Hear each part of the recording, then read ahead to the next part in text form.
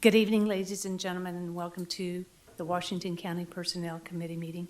Y'all are welcome around the horseshoe. That is for all JPs.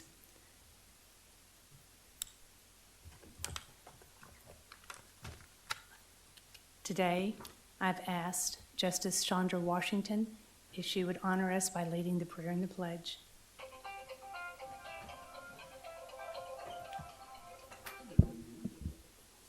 Let us pray. Turn on your mic.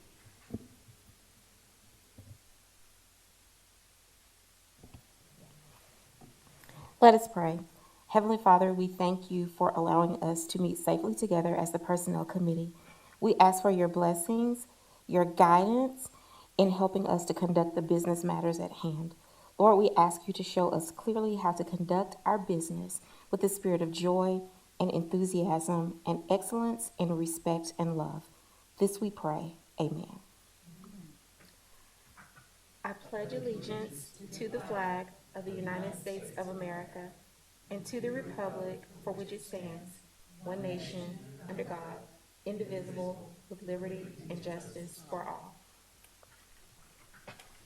Thank you, Justice Washington.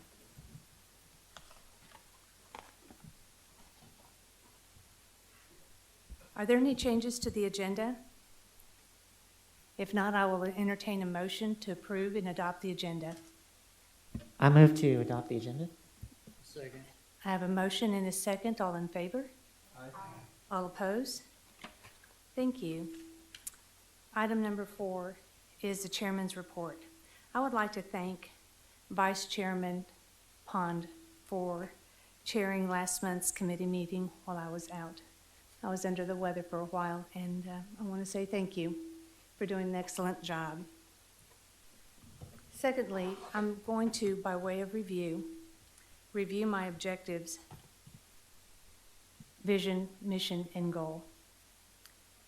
My objective is to bring effective change to Washington County by creating active involvement among the JPs, building positive relationships with elected officials, establishing collaboration and accountability. Through effective communication and collaboration, encouraging open dialogue and solutions-focused work efforts, and aligning purpose, mission, and goals. My vision for the Personnel Committee is that we, as Washington County, are prepared for recruiting and retaining excellent employees. My goal is to develop and execute an employment plan with positive outcomes, which will recruit and retain employees, engage elected officials in identifying and formulating and improving employment compensation plan. My mission is legislating policies for positive influence and employee safety and encouragement, that they feel secure in their job. So going on to item number 5, JP engagement reports. I hope everybody brought or remembered that I had assigned Judge Wood and Sheriff Helder's office for you to contact them and ask them what are their personnel needs, how best can we as a personnel committee help you achieve your goals and your mission. So with that, if anybody would like to go first, I'll be more than happy to entertain the report, your feedback. I have Vice Chair Pond. Thank you.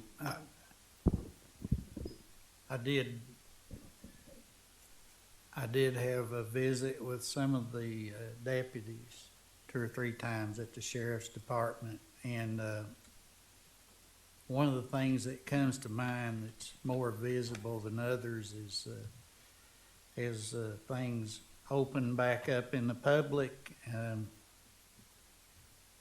our detainee population at the jail is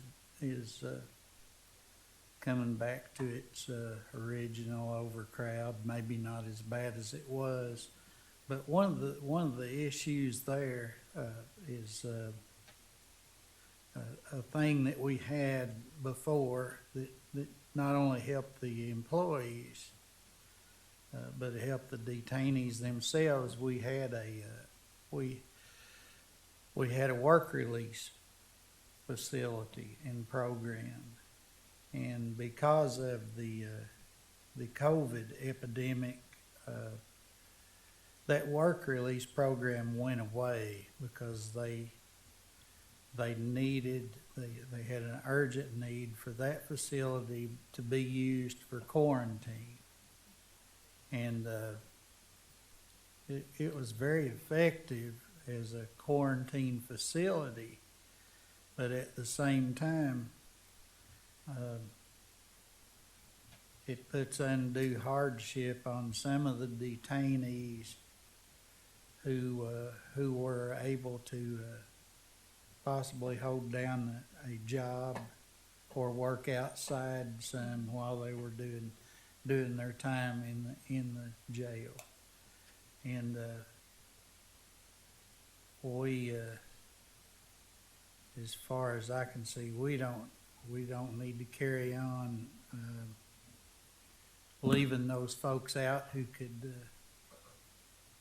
do their time and keep their job and support their family. Something needs to give someplace. My idea would be for a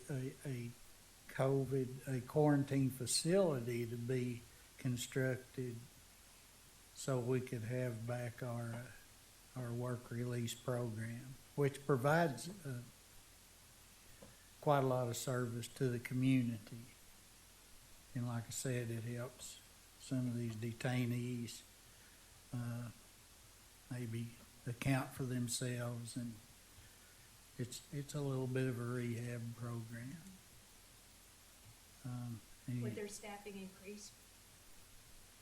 I haven't gotten that far into it. I don't really believe that the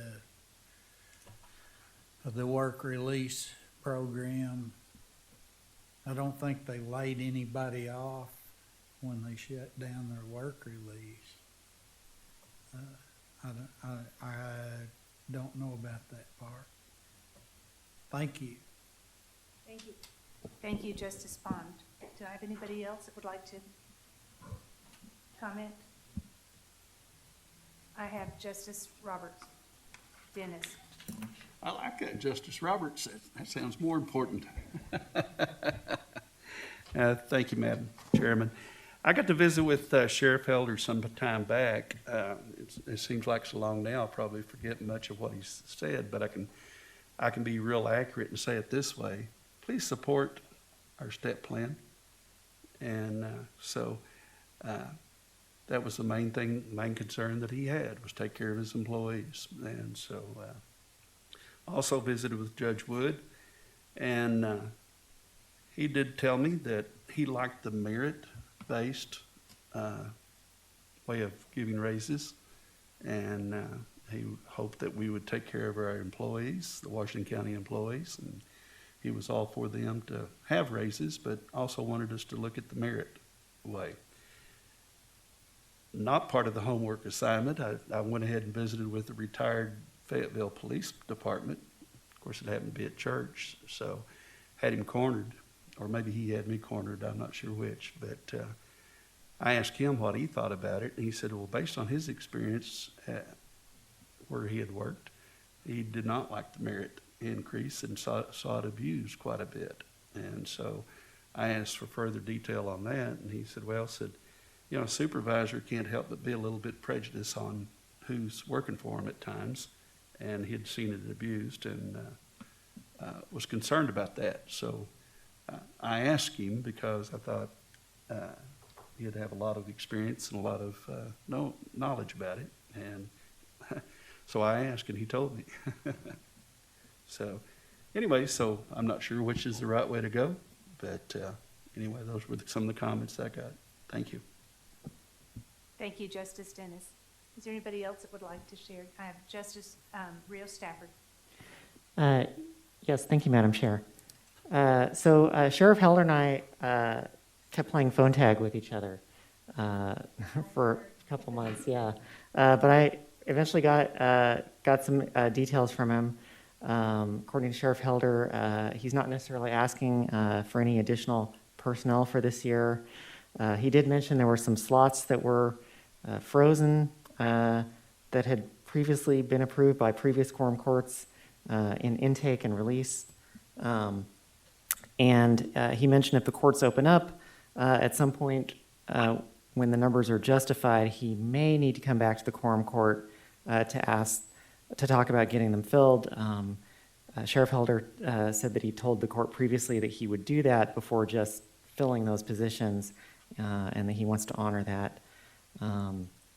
He doesn't necessarily see anything coming up on the horizon in 2022, but both him and Judge Wood, when we talked about the Johansson Group and their study.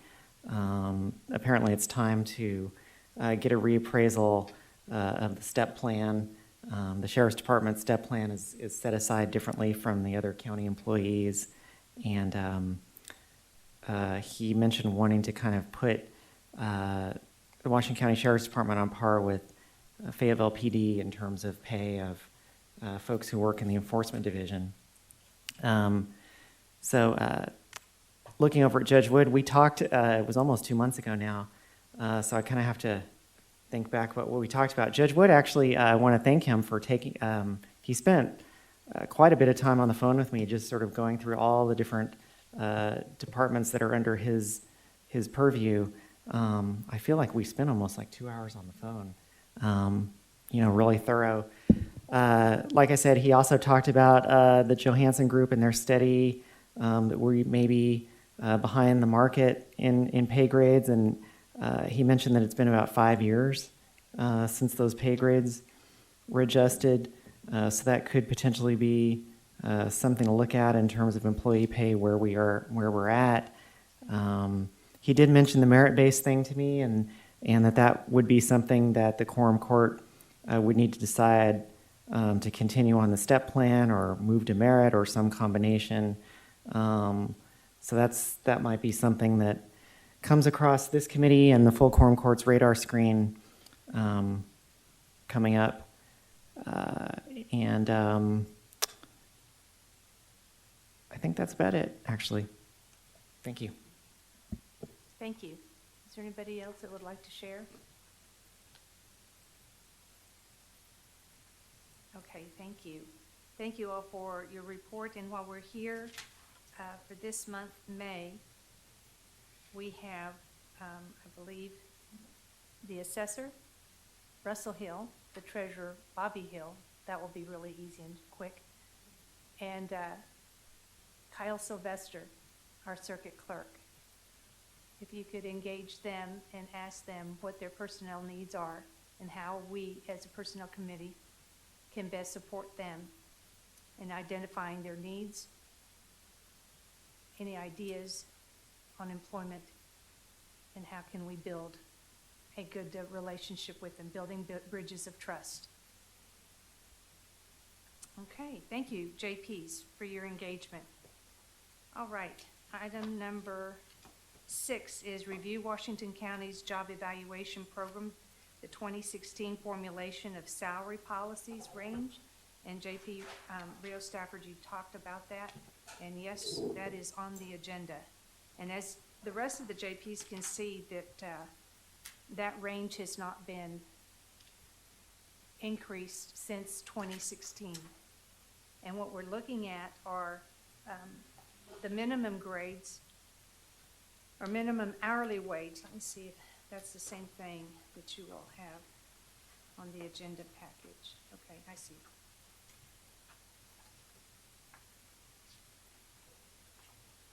If you all would first turn to page 6.2 in your agenda package. I just want to point out that grades 6 and 7 are very similar to each other in minimum, mid-range, and maximum range in hourly, and we only have about 6 employees that are in either of those two ranges, and we'll probably end up eliminating 6 and 7 and pushing everybody to 8.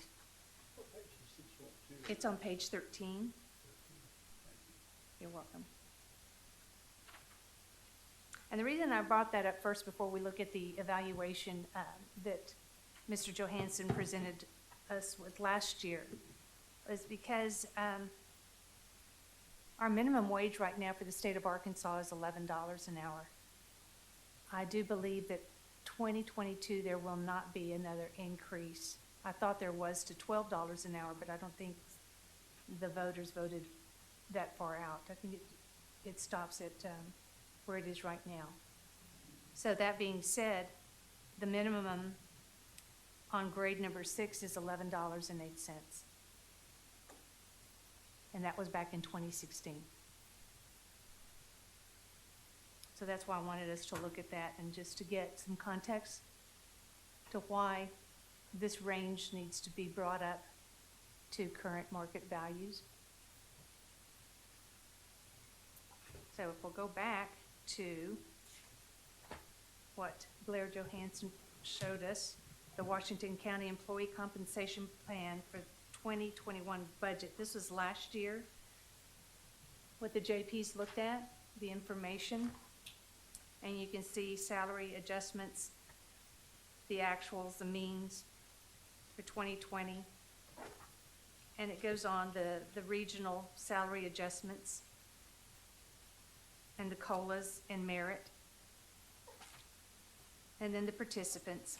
And I want to let you know that there was comments made by, I believe, Justice Lemming last, say in March, that he wanted to see the comparisons to county and not so much private industry. And that has merit to that request. And it's in here. As you can see, we have Benton County and Pulaski County included in that report. Sebastian County was removed from the report because what we wanted to do is compare like market in size.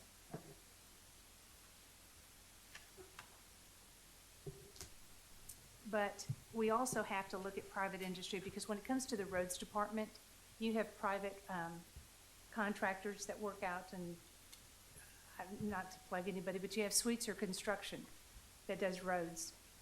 And so they're competitive.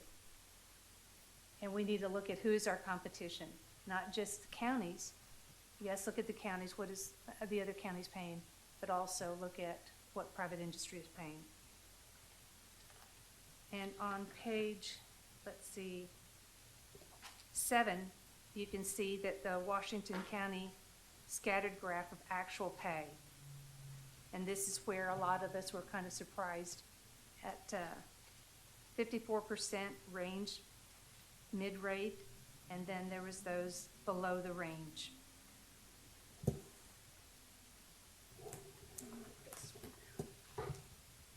And that's where we made the decision to bring up those that were lagging behind. They were about 6% behind. Yeah. And we had a maximum of, there we go, there's the average. Y'all see the midpoint pay line?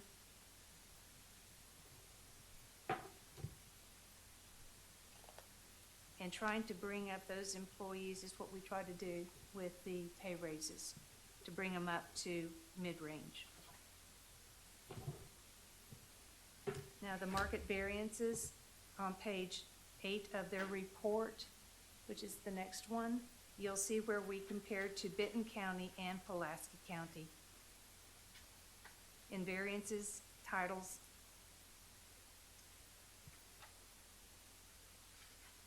and this is why we just needed to look at this and see where Washington County ranks.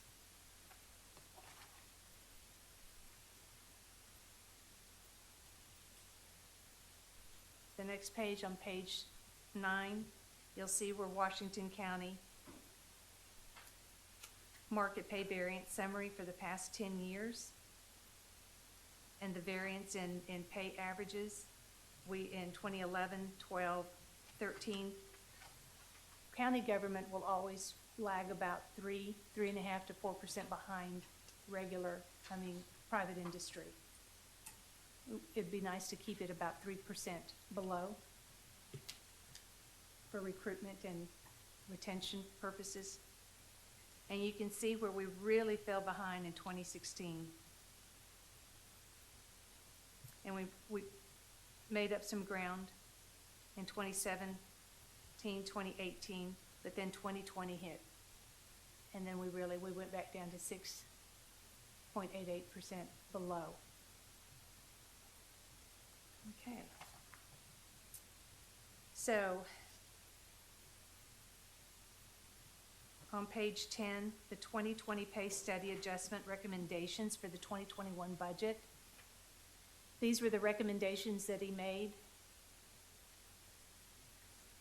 And the one that I feel that we can achieve this year in 2021 is the second, where it says increase 2020 pay range schedule by 3%.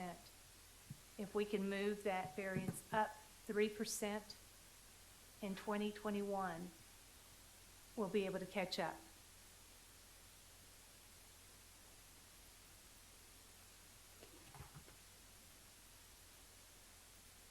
And then, of course, you can read why we're behind and so forth. But that's where we are on that, and I want to open this up for discussion. We're not going to really make any decisions right now. I wanted to bring to this committee, this is the current situation. This is the data that we're working with. And if we have to measure, where are we? Where do we want to go? And how are we going to get there? And that's our job. So this is where we are. If anybody has any comments or questions you'd like to have answered, we will take down some questions, find out, and report as soon as we get the information. And then discuss it even more then. So we need to have a good, well laid out plan on how we're going to move this up. Quick fix, 3% variance, in my opinion. Is there any discussion or questions by the committee?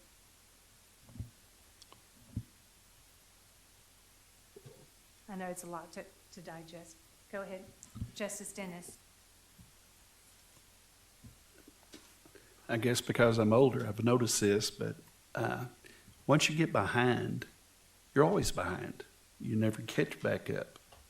So it's real important not to have those, as you saw, the differences in like 17, it's real important not to have those big differences because the employee never catches back up. It's just unfair to them, I think, long-term employees. And if you're wanting to have long-term employees, you got to keep them up there and not lag behind. I know there's reasons why at different times, but you should do everything you can to keep it going up, not going down or stale. Thank you. Thank you, Justice Dennis. One thing that I want the committee to think about and discuss is every 2 years you have an election on even dates. But on the odd date, the new court comes in to just a solution to not lagging behind would be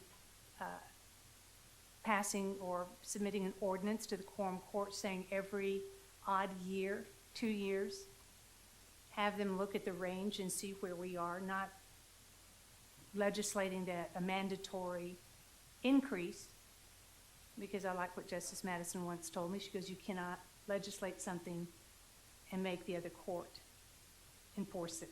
Right. So, with all due respect to the new courts that are becoming in, just bring that before them, and that how do I say, out of sight, out of mind. If it's not brought up, you're not gonna consider it, you're not gonna think about it.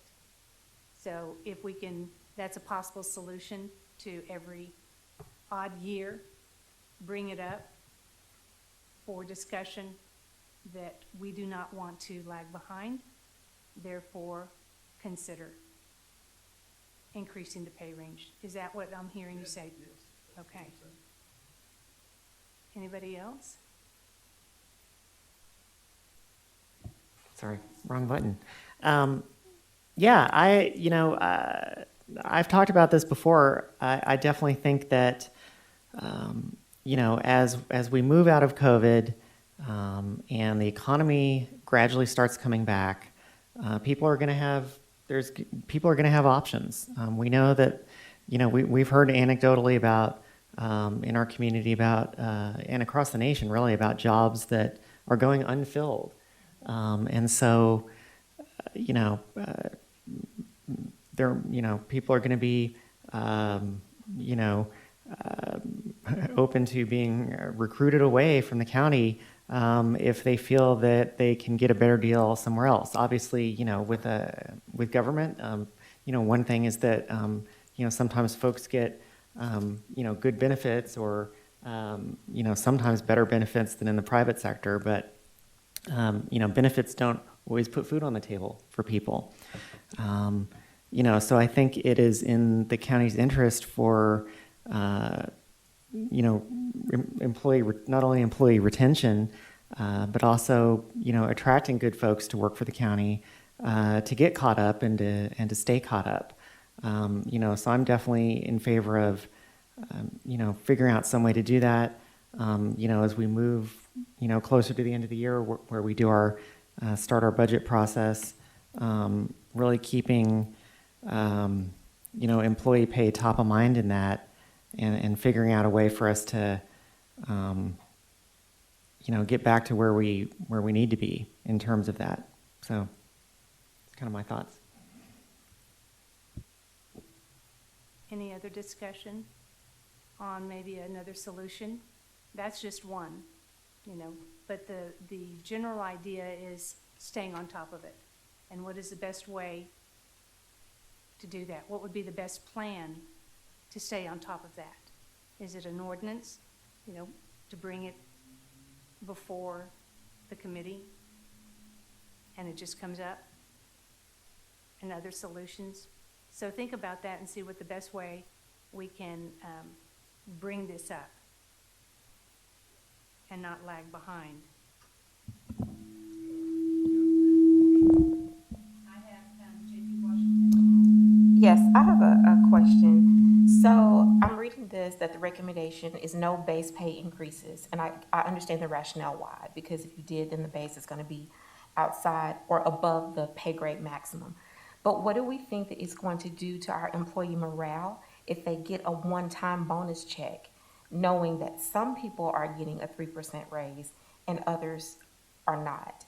So I don't have a lot of experience in this area, so I don't know if anyone else who's been on the court longer or if those types of scenarios have come up. But what do we think is going to be the impact on our workforce and on our employee morale if they are aware that certain people will get the one-time bonus check, but then other people will actually get the raise to get them to the respective pay grade? Let me clarify, that was for last year. Mm-hmm. This is only looking at to move the salary range up. It's not do you remember we were talking about the one-time raises and it came down to the amount that we agreed upon and is now budgeted. This is only to look at the 2016 formulation salary range. So all of those other details that are still in here is not what we're looking at, because I agree, what would that impact be? So we're just looking at moving the 2016 salary range to current market value. Okay, I have Justice Madison. Thank you, Madam Chair. For those of us who've been on the court a number of years, it seems like every time we hear the salary report from our consultant, it's exactly the same. I mean, I get to that point where that presentation comes, and I thought, oh boy, here we go again. We're gonna be told we're behind. We're gonna be told to raise pay 3%. And it just seems like we get the same report every year. And it's hard to be motivated, I think, each year when we hear the same thing. I think the one year that I was really motivated was that year, and I can't remember where it was. I think it was about 16 or 17, which seemed like it where we got better, was when we did a more in-depth review of, JP Dennis is shaking his head. I think that those of us who are here then will remember, we did a much more involved look at individual, not just the ranges, but specific people's pay. And I remember there was an assistant librarian who was so grossly underpaid. She got a $17,000 pay raise, and I think when the head librarian told her, she cried because it was like we really went in and compared, everybody's positions. And I think that was the one time, instead of just saying, okay, we're 3% behind on the market, let's give everybody 3% or give everybody 5%. We really went position by position to try to make sure that people were where they needed to be. And I think that was the year that we really did a meaningful move to try to rectify some of those differences.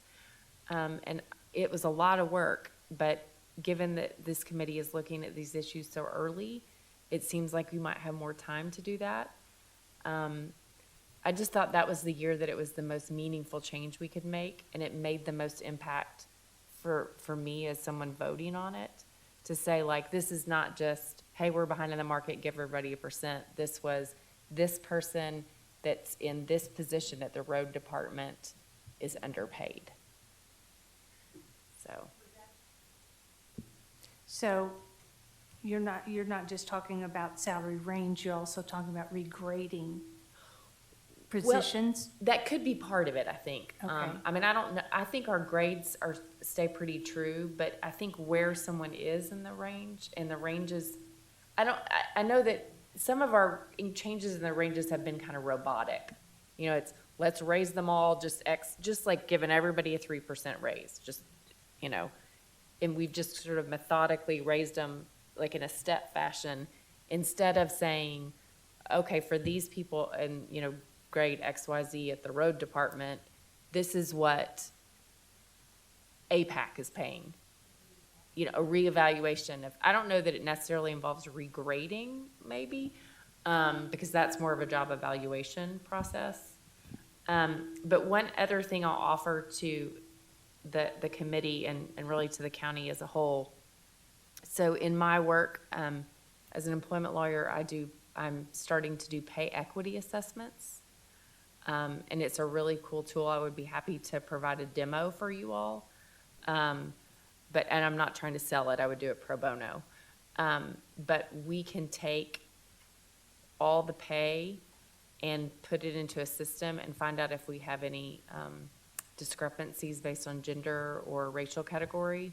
And that's always been one of my hesitations when this committee has routinely talked about merit. And what JP Dennis was saying about the concern is that bias and subconscious bias comes through with when you allow merit. But this tool that we are using, it's a really cool tool, and I feel sure that working with Watson to get the data, we could get it into our system and upload it. But it's a really cool tool to sort of check ourselves. And we have clients nationally using that, every year they do their pay. So if that's something that the county would be interested in, it's a really cool tool. And it's taken what is really complicated math and put that behind the scenes. And so I can show you a dial in terms of okay, let's look at people in the road department in this position.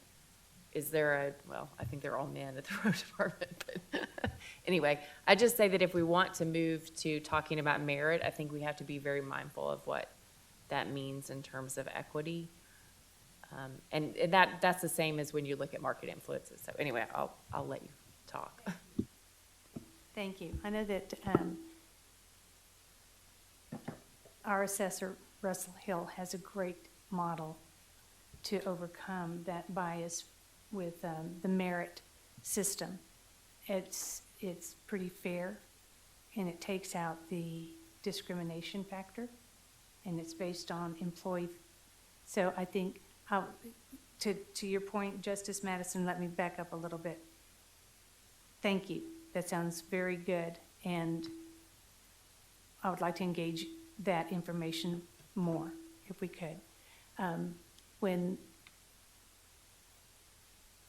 you feel that you want to discuss just a little bit about the parameters, if you don't mind, since this is your baby, you can discuss it a little bit more in depth. Sure. Russell Hill, Washington County Assessor. So Let this me is, say, I'm just really proud of your employees, Dan Sykes, who came up with this template, and your office for sharing it and helping the county. yeah, do this that. is really Thank kind of you. the brainchild of me and Dan Seipert, my chief deputy. Dan's a numbers guy. I'm kind of the vision guy, and we got together, and because we've been talking for years about a merit-based system. If done properly, merit-based is a way to go. And this is just reading all sorts of magazines and articles about this. If it's not done properly, it's the worst way to go. So you have to have a really good system into place. And so we worked on it for the last couple of years. And it can be, and it's all, since he's a numbers guy, everything's in a spreadsheet. And so there are 3 criteria that we look at, and this is even part of the interview process when we're sitting down with potential new employees. I said, okay, here's 3 things that are very important in the assessor's office. And the great thing is you can adjust this model according to different offices. So the collectors utilized it. Forward like that? Is that better? Oh, okay, gotcha. So so in our office, we have what I call the 3 A's. It's attendance, attitude, and accuracy. Those are the 3 things that we're looking for in the assessor's office, because a lot of what we do is data entry, so accuracy is very important. We tell people, attendance, we just need you to show up, okay? And so that's a hard metric, and for us, we had an attendance issue, and so we made it 50% of your score was attendance, just showing up on time, making sure that you're giving the proper notice before you take a vacation day. And so we're doing it based on tardiness and attendance. And so that's 50%. And that's a hard number right there. That's a quantitative number. You can't, it's not qualitative. There's not a judgment there. It's a hard, and we keep track of that in each week with our clocking in and clocking out with their computers. So attendance, attitude, that's a qualitative, that's a judgment call. We do that with the immediate supervisor, and then the chief deputy over that department. So there's always a 2-person there, and then we have that person fill one out on theirself. And then they come together, the 3 of them, and then they complete their final one. But what the supervisors do is we do it on a monthly basis. And then the third is accuracy. And that too can be, is a quantitative. We're looking at, how many errors and mistakes are they making that we're having to go back and redo their work. And so it's based on those 3 things. And then it all calculates, it's all in a table, and you're doing it on a monthly basis, and it calculates a score thing. And then so what would happen at the end of the year, if you guys came to us and said, okay, we're going to give everybody a 2% COLA, but then we're going to give you $70,000 for merit-based raises, we type in 70,000, it spits it out for you. We just type in 70. The mathematical equations are already built into the table on the Excel spreadsheet, and it spits it out and tells you exactly what each person does. What that does is, because you do have people in every work environment who some do just enough to get by, and then you've got those that they're going to bend over backwards. They're going to do whatever it takes because there's a lot of pride and self-esteem in the job that they do. And so we took the things that we look at and said, this is what really makes our office what we need to make it to be really successful.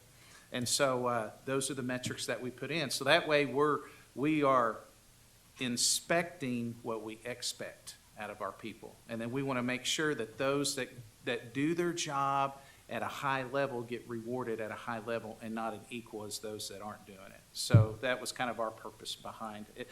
The collector has adopted our plan, but they changed the metrics for theirs accuracy because they're county money. All right, so that's a 50%. Cal, I think it was 50 is what she put in theirs, and then she had a couple others. But you can adjust it according to each department and each office, and what are the important things? What are those important things in your office to make it successful? So it was something I shared a few months ago with the other elected officials. For some offices that have more larger offices with multiple people, this is great. Yeah, we could adjust this and make that work. And immediately Angela was on board, and Dan was in there working out the figurations on the Excel spreadsheet for her. And then we do it on a monthly basis. Angela, that's Angela, the county collector. Collector, yeah. Correct. Yeah. So, any questions or? Thank you for explaining that to us. And I will say that we are not, that is a system that we're looking at, but the county right now is not set up for that. Just like JP Madison's idea, this is something that we're looking at. We're looking at that one, let's look at this one, let's see what's the best. Can you glean from both and come up with a fantastic program? And that's what this committee meeting is about, and this is what this committee is about, is having a lot of collaboration and coming up with solutions-focused ideas, and hopefully an ordinance to move us forward in all of this. So this idea is fantastic. We have a lot of elected officials that are excited. They see that this can be implemented in their office. The time clock is already set up, but it's how are we going to get that idea and move it?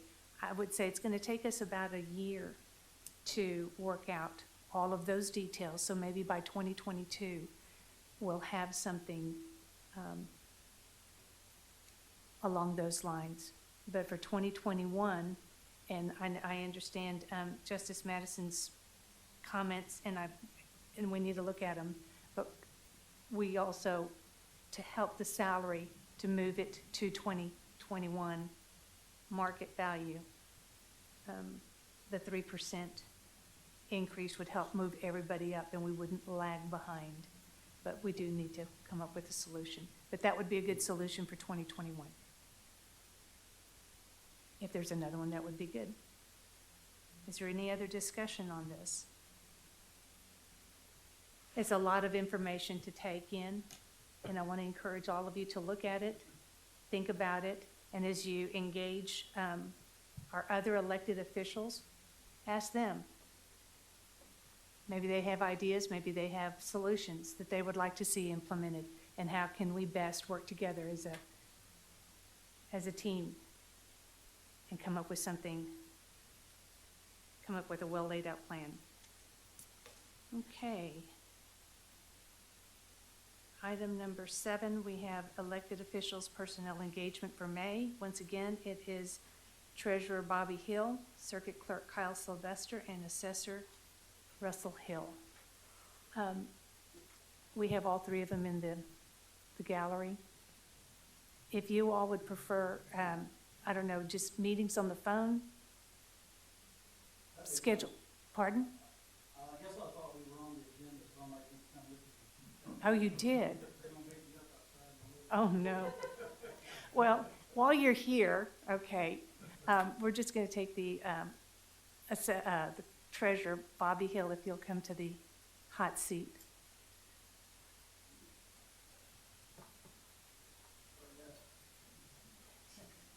No, y'all were the assignment. Y'all were the assignment for May, that the JPs are going to engage you in your office where they get to see and talk with you one-on-one. What we had here was a failure to communicate. The one thing, Treasurer Hill, that I want the JPs to understand, and I think this is relevant, 100% of your budget is personnel. The general, on the general On the general. budget, and a lot of times when So if we were to JPs ask you for a 10% a budget cut across the board, you're saying, no, I can't, because general, my personnel. Yes, and there's, even on my personnel side, I don't have added positions or anything like that. I have 3 people and fully staffed, and so there's no room at all in general. So if y'all would say like, we'll give you a 3% raise, but you gotta find it somewhere else, there's nowhere for me to find it in the general fund. A little bit of leeway in the automation fund, but it's 85% personnel in that fund too, so. And even your automated fund is governed by legislation, isn't it? There's only so much you can do with it, and that's. Yes, we're allowed to, And we're not allowed to get our hands on it and tell you, you need to surrender all your money to us. I'm allowed to keep, and Angela, the collector, we're allowed to keep 10% of gross commissions. We don't keep that much, probably more closer to 5%. But yeah, if y'all say I can't spend it, it's just gonna stay there because nobody else can spend it either, so. It has to Right. go for treasurer functions, Right. yes. Are there any questions for Treasurer Hill?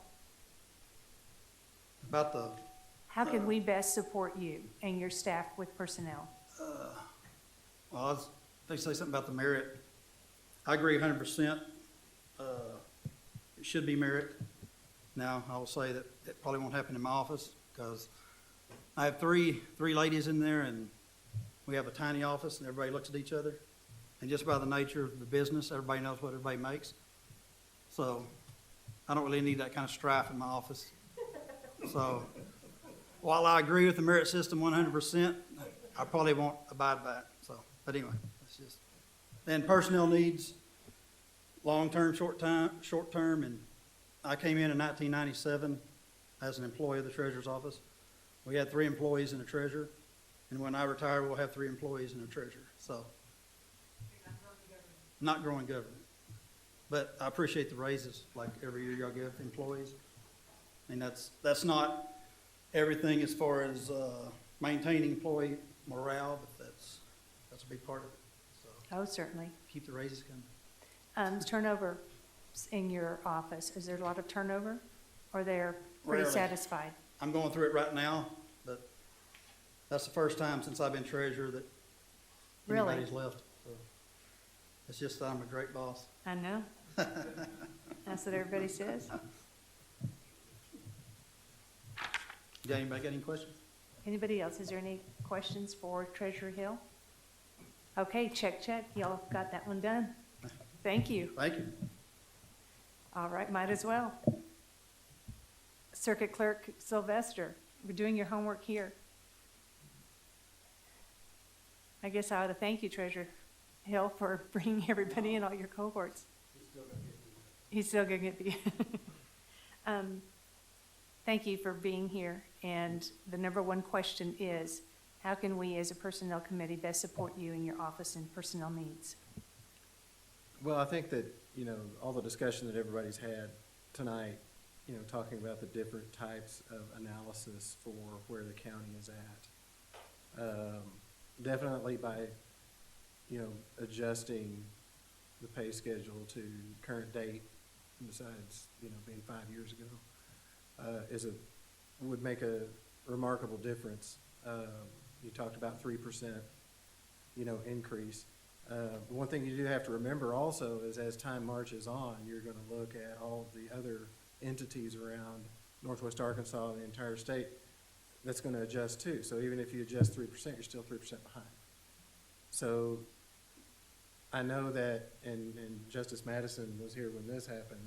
There was 1 year where there was a dramatic pay increase for the county, and that did get us much closer to where we needed to be.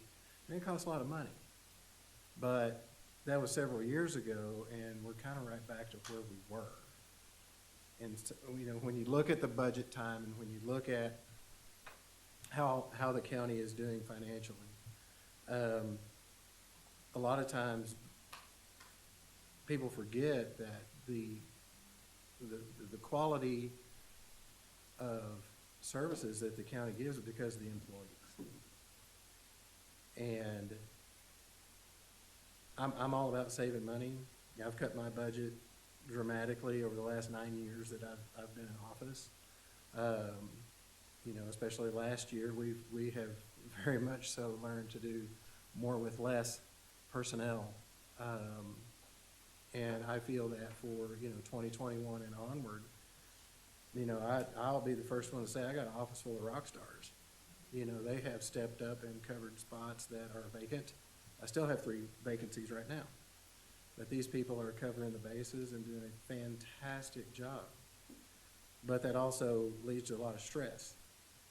And that, when you talk about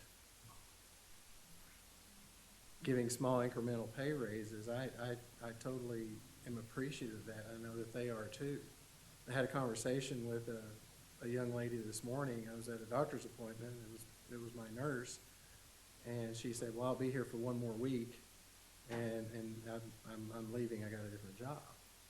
I said, well, I'm sorry to hear that, because she's a friend of mine. And I said, well, is it paying more money? And she said, yes, it's paying more money, and the hours are just a little bit better. She said, but I'm very, very torn because I love doing my job. I love this job. I love this place. I love these people. But that's not putting food on the table. And I have to do what I have to do to put food on the table. And that's where you're going to get your turnover. Even if it's, a very small amount of money, somebody going to another place to work, because it is all about where they are at financially, what their life is like, what their family life is like. That really is the bottom line. It's not about benefits and retirement and things like that. It's really not. When you've got, 25 years in, yeah, retirement comes into play. But that means you've been there for 25 years. If you have somebody that's been here for 2 or 3 years and they have an opportunity to make more money, $1 an hour, $2 an hour, even sometimes I've lost employees for 50 cents an hour. And that hurts, but they're not looking at retirement. They're fresh out of the gates. They've been here 2-3 years. And I'm not trying to knock our retirement system. I'm not trying to knock our benefits program, because it's really good. I was told 30 years ago by my first chief of police that he said, the only sage advice I can give you is get your 28. And Arkansas has a 28-year retirement program. Get your 28. He said, that's the bottom line. He said, once you get that, you're locked in, and you're doing well. And if you have a place of employment that takes care of you for 28 years, that's an amazing thing. And Washington County has that capacity. I mean, we've got people here, look at Treasurer Hill. He's been here for 24 years, 24 years, and he's been well taken care of. But you've got to look at, even now, you've got to look at what the economy's doing. You've got to look at prices. I mean, gas jumped 20 cents a gallon today. I went to 2 gas stations this morning, and they were out. I had to go find another gas station. That's frightening. But if all the prices are going up and pay's not going up, you're basically taking a pay cut. So let me ask you, the best way for the county to retain employees is to remain competitive, yes? Or to not just stay competitive, but finish the sentence. You have to compensate your employees well. You have to make them feel appreciated. And, I try and tell my staff every day how much I appreciate them. Send them emails, thank you so much for working so hard. And they do appreciate that.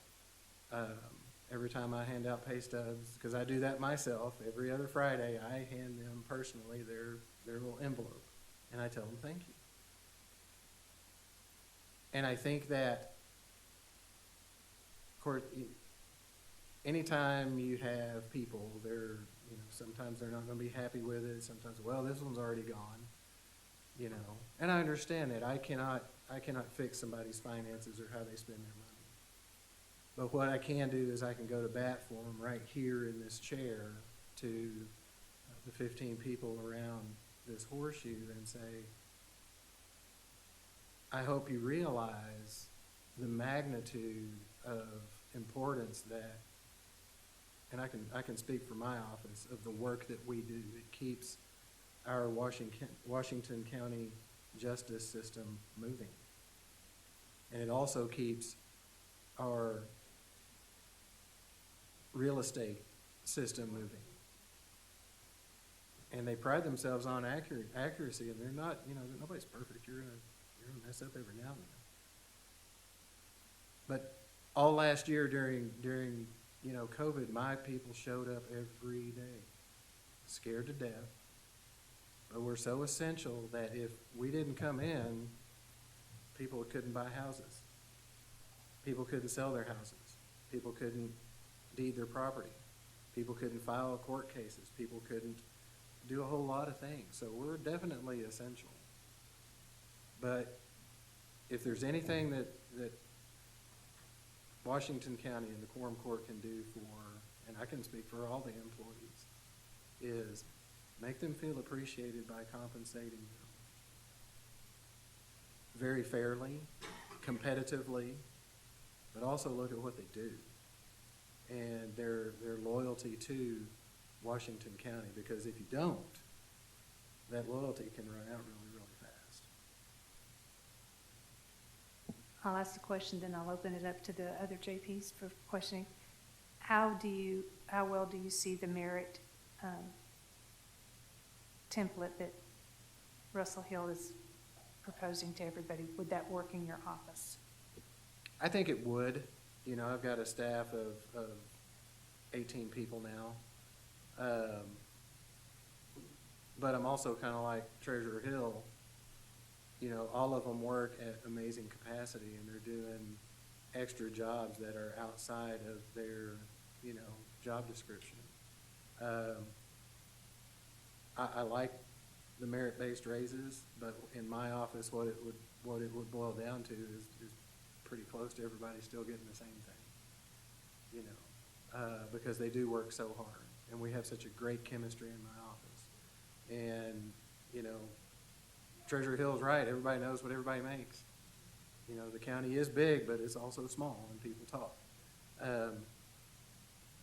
But they also know that each job description is different. Somebody does one job, another person does another job, and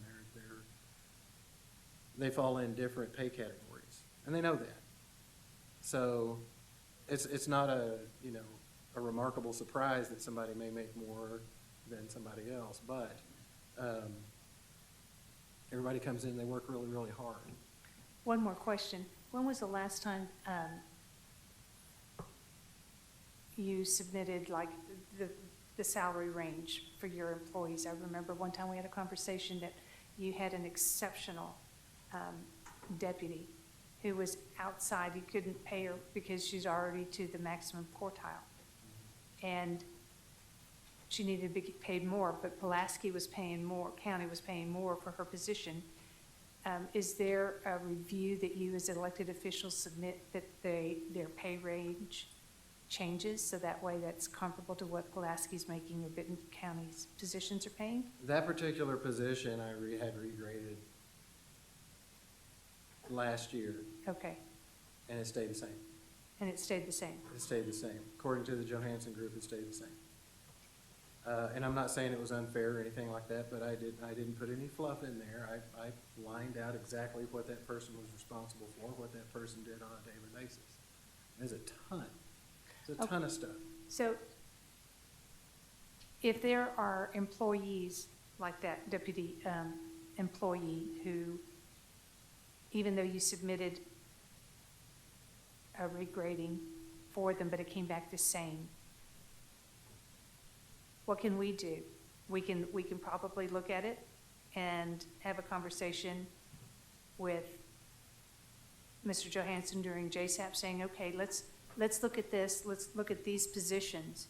If so many positions were submitted, and say, let's look at what they're doing, it's coming out the same, but yet Pulaski's paying more, or Benton's paying more, what do we do to get it to be fair and equitable for Well, that I employee or think- that position? I think for the Johansson Group to be fair and equitable, they have to have a set of parameters that they go by. And it can't really vary just because somebody says, well, this person does all this and it's really not falling where we want it to fall comparatively speaking to another county of, the same grade, why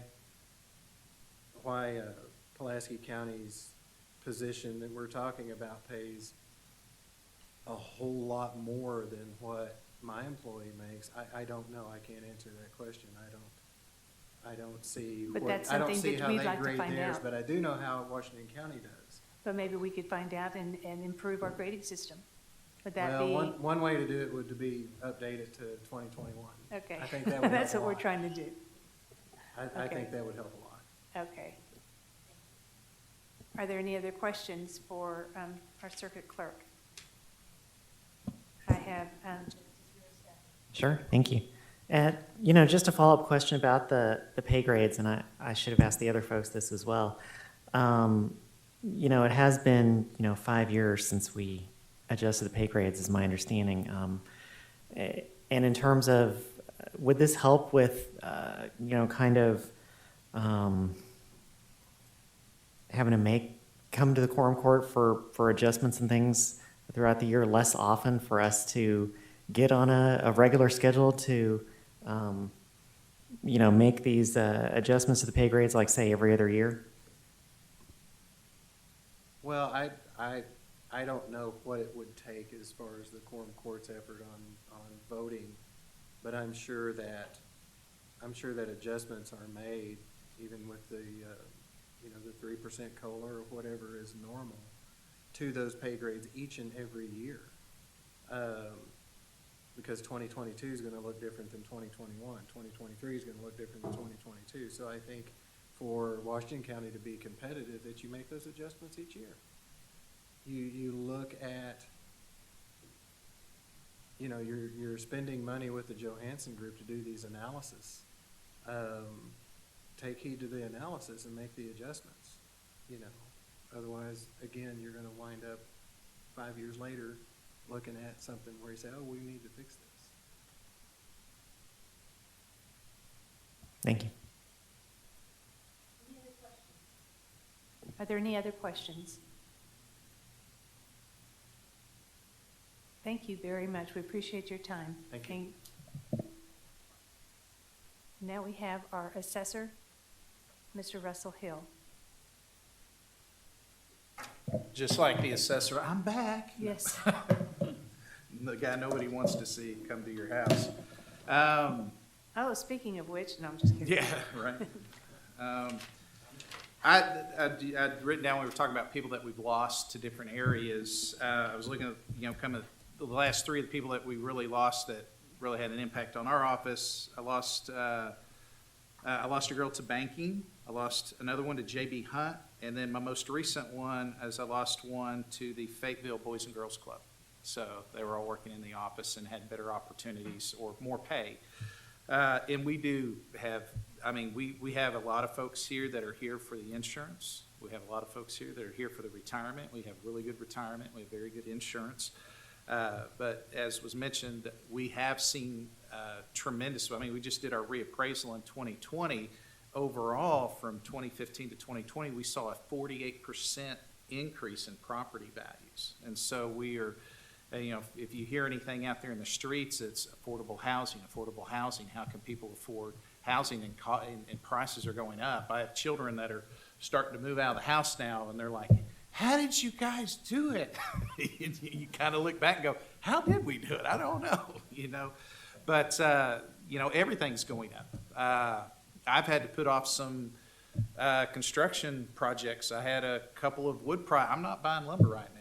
I'm sorry, but I'm not buying lumber, and I'm glad I'm not building a house right now, because it's crazy expensive how things are getting, and all of those have an impact on the people that are trying to make ends meet. And a lot of times, for a lot of our folks, that's what kept them during the COVID thing, when everybody was getting more money to stay home. They looked at going, well, I still need insurance, and I still have all these years that I've vested that I don't want to lose my retirement, and so that was some of the things that kept them. But if we're going to attract and get new, really good talent, really good people to come and work for us into these critical offices that affect the residents of Washington County, I've got to have a little bit more of my fishing lure. You know, if I'm going to reel anybody in, I've got to have something a little bit more on there, because they're like, oh, retirement's great, insurance is great. I can't pay my bills. I'd love to come work for you, but I just need, you know, if there was any way that we could stretch it to here, you know, that would really help in attracting new folks. I was this is a little project I'm working on since I got you here. I'm going to hand this out. This is what we're calling, I went and visited the sheriff's department too. Apparently he was busy. But this was what we took a little bit of kind of what I was thinking of and ran it by the sheriff. And they do a flex program. And so we kind of incorporated this flex program. And what this does is this really helps. I'll get you one too, Tom. What the flex program does is it really helps our people in those beginning areas. And so if you kind of look where it's a little bit shaded in the gray there, our deputy assessor 1 position, that's your entry point. That's where we're hiring people, we're bringing them in. That's the entry level. They're either going to work in personal property or real estate. So that's the starting point. It starts out at a grade 10. We break our office up into 3 different sections with all these different jobs, and we evaluate them once every 3 years. So every year we're looking at a different segment, and they're getting reevaluated to keep up with what's going on. But so that would be the starting point. It starts out at 1068. What happens, we only have 2 Deputy 2 assessor positions. Even though we have many people that qualify for it, I've only got 2 spots. And so if you're a 10, you could be waiting there a very long time. And I was just looking through at some of our people that are 10s. I've got one that's been there 5 years, another one 5 years, 4 years, and they're still at the same grade that they were 4 years ago. 9 years, 24 years, and I got a couple at 2, and I got a few that just started. Haven't been there that long. So, but we've got a number of folks that have been there a long time, and they're still sitting in that same grade because I've only got so many positions open for that Deputy 2. What the flex would do is it kind of allows people in that starting area position to kind of move up when they're ready and where we need them. And so I think it would create sustainability, because they don't think, oh, I'm going to be here for the next 10 years until this person in this position moves off or dies or something or retires, you know. And so, and it also allows us to do some flexing in our office, because we have different seasons. Like the first part of the year, from January to the end of May, personal property is slammed. We are slammed just with people, especially these last 2 years, because everybody's been buying cars. You know, we've seen a 30% increase just in personal property assessments, not on top of that, you know, everybody moving into the area as well.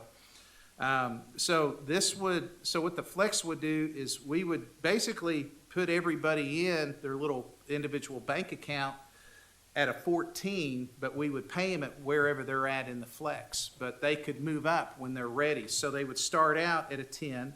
Then after then the next thing is to go to a Deputy Assessor 2. If they started out in personal property, which usually takes 3 months to really be efficient at it, then you would spend some time working in real estate.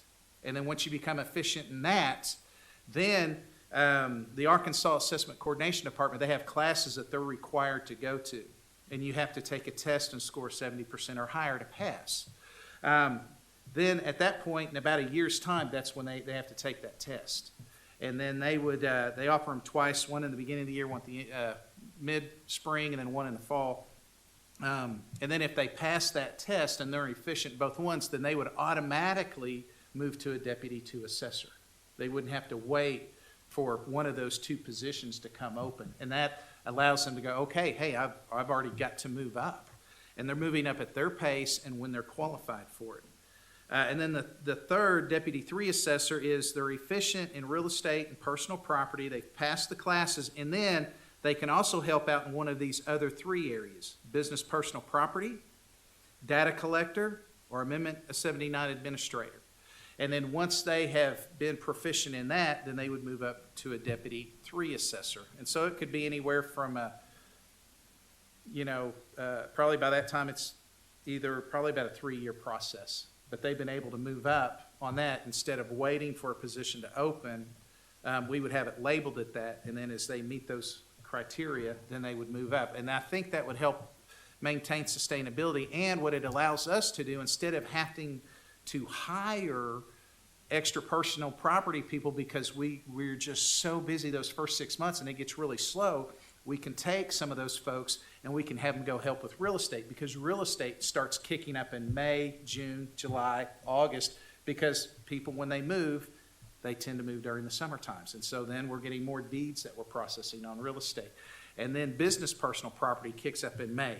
And it runs all the way through the end of there's just different things, and it allows us to flex and move people into these different areas. And so we're paying people on what they know and what they're able to do, instead of just going, well, you're just gonna have to sit here till something opens up. We can move you there. So that's why I'd like to, look at that and consider that maybe an option that we could do to help our folks out in some of those early areas. And those are the ones that are making the lesser amount of money that could really use the help. One quick question. When do you plan to propose this to the? This year for next year? For next year? Yeah, it'd be Okay, so for this is something 2022. that the Personnel Committee, you'll see this coming out of, Yeah. and then going on to the full quorum court. Or probably, I need to Budget work and with Watson a Finance. little bit more on it, Yeah. and then we'll so take this it is through the something proper that's coming channels down and for and you. then have it built into our budget. Okay. Are there any questions for Assessor Hill?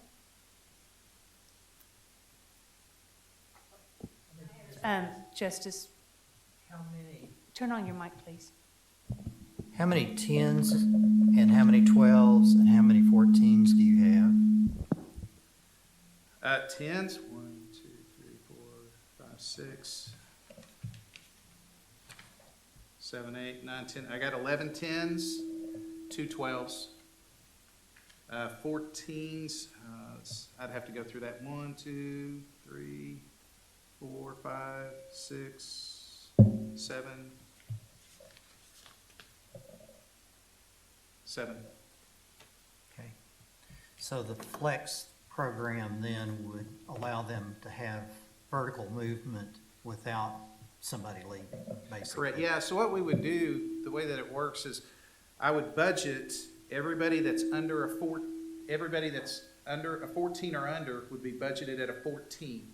Even though we may be paying them at a 10 or a 12, Right. we would have a budget calculated for them as if they were first quartile 14.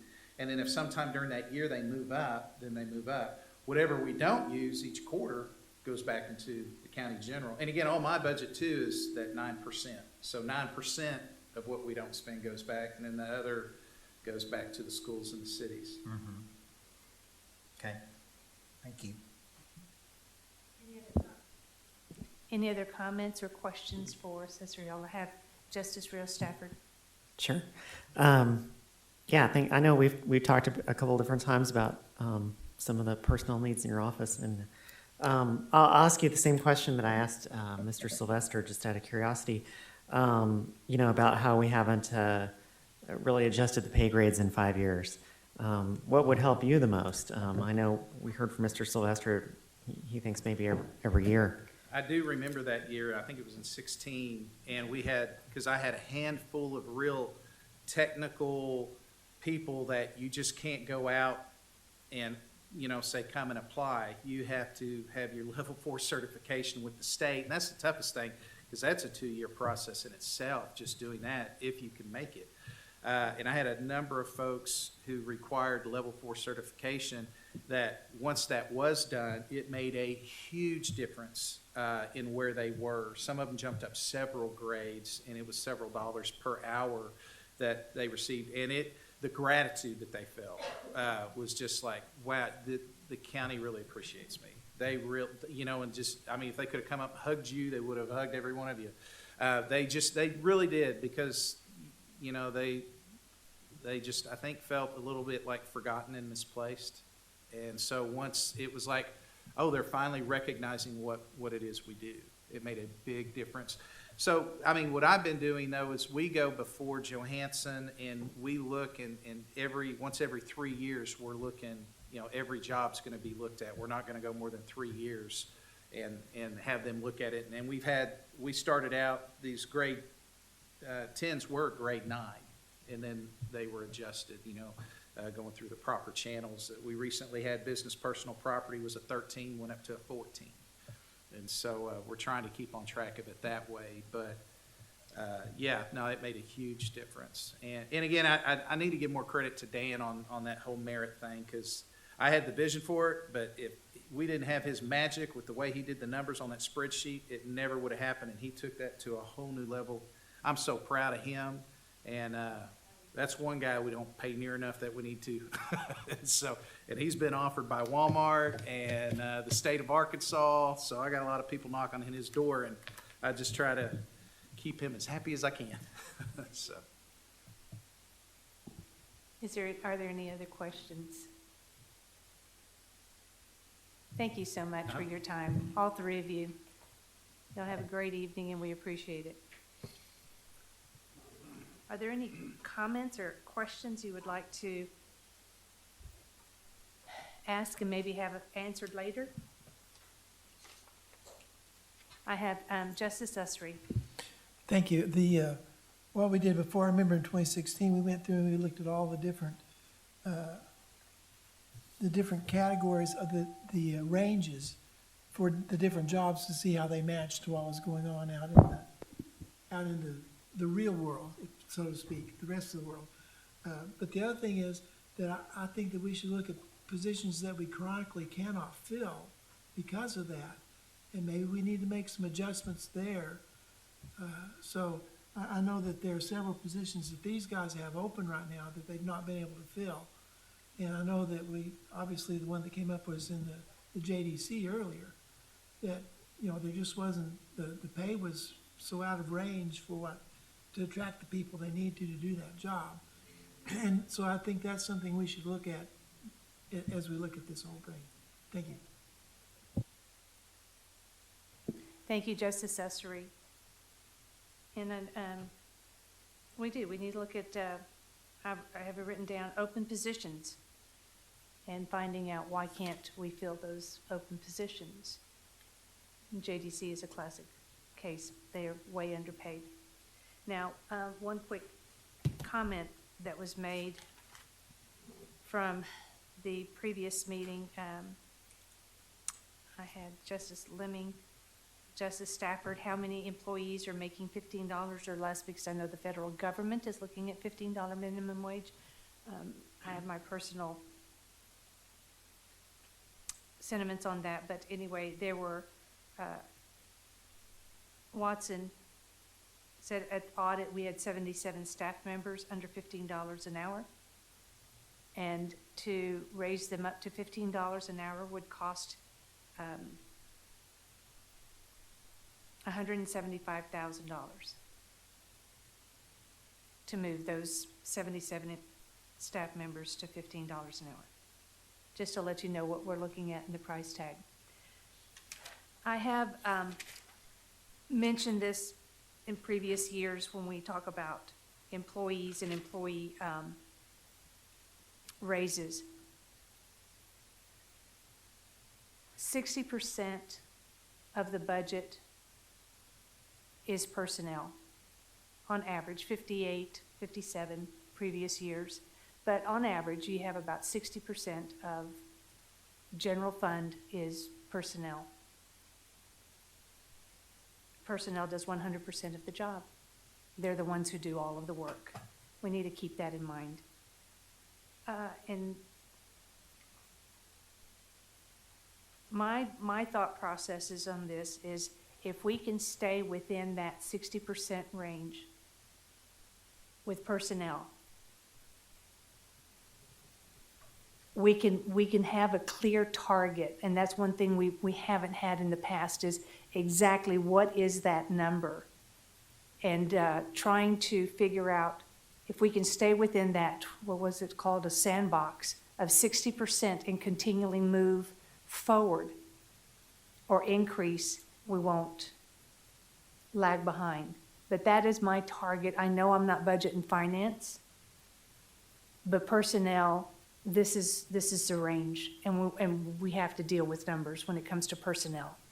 At least we'll be able to make a recommendation to our budget and finance committee members on this is what we're looking at, and let's tackle that first in the budget, giving the employees security, knowing that we took care of them first. They don't have to go through the holidays wondering if they're going to get a raise or what's going to happen to them. If we take care of personnel services at the get-go, I think we're going to be better off as a quorum court. And they'll appreciate the hard work that we do. And it's tough sometimes sitting in these chairs. All of us know that. So just keep that in mind. I'm working right now, collaborating with our treasurer. What is 60%? What does that look like? 2017, 2018, we have 2019 and 2020 numbers. 2021 is still just an estimate, but we have something to work with. That's what we're looking at. And if we can stay in that range, we're not growing government, as some people, who was that, used to always say that. Now, anyway, we're not growing government or we're too lopsided. We'll still have room for capital improvements and meeting other needs. Any other comments about that? Do we have any further discussion? Do we have any public comments? Do I have a motion for adjournment? So moved. I have a motion. This meeting's adjourned. Thank you.